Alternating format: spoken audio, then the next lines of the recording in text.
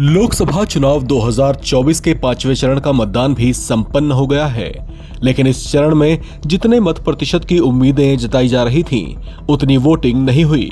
ऐसे में चुनावी मैदान में उतरे अलग अलग दलों के सूरमाओं की धड़कनें मतदाताओं के ऐसे सुस्त मूड ने बढ़ा दी हैं।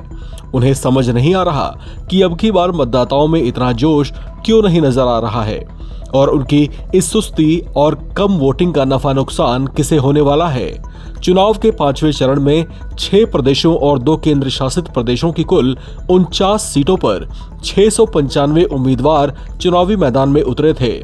इन 49 सीटों पर 60% के आसपास मतदान हुआ है। हालांकि अंतिम आंकड़ा आना अभी भी बाकी है, जबकि इसकी तुलना अगर 2019 के चुनाव से करें तो इन्हीं 49 सीटों पर कुल 62.01% मतदान हुए थे। 5वें चरण के मतदान को अगर राज्यवार ढंग से देखा जाए तो बिहार में अब की बार 53.55% वोटिंग हुई है, जबकि 2019 के चुनाव में बिहार में 57.19% वोटिंग हुई थी। वहीं जम्मू कश्मीर में 2019 के चुनाव में 34.6%, जबकि 2024 के चुनाव में 56.02% वोटिंग हुई है।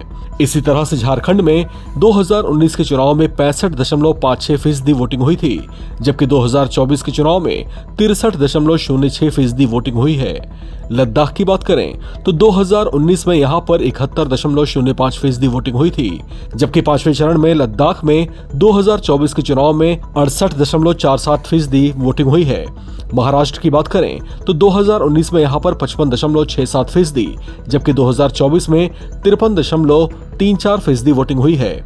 ओडिशा में 67.31%, जबकि 2024 में 61.96% वोटिंग हुई। उत्तर प्रदेश की बात करें तो यहां पर 5वें चरण में 14 सीटों के लिए वोटिंग हुई है, जबकि 2019 में यहां पर 58.57% वोटिंग हुई थी, जबकि इस बार यहां पर 57.79% वोटिंग हुई है।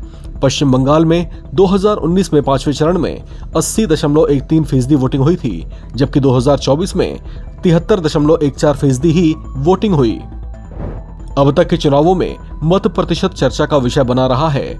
विपक्ष ने चुनाव आयोग पर देरी से वोटिंग के आंकड़े देने का आरोप लगाया, जिसका आयोग ने खंडन किया है, जबकि सत्ता पक्ष ने कहा कि विपक्ष ने पहले ही हार मान ली है। लोकसभा चुनाव 2024 के पहले चरण में 66.14% वोटिंग हुई थी, दूसरे चरण में 66.71%, तीसरे चरण में 65.68% वोटिंग दर्ज की गई थी। 2019 के मुकाबले 3 चरणों में इस बार कम वोटिंग हुई है।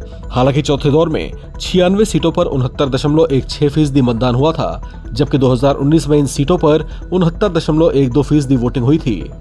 इस खबर में फिलहाल इतना ही। बाकी अपडेट्स के लिए आप बने रहें NBT ऑनलाइन के साथ।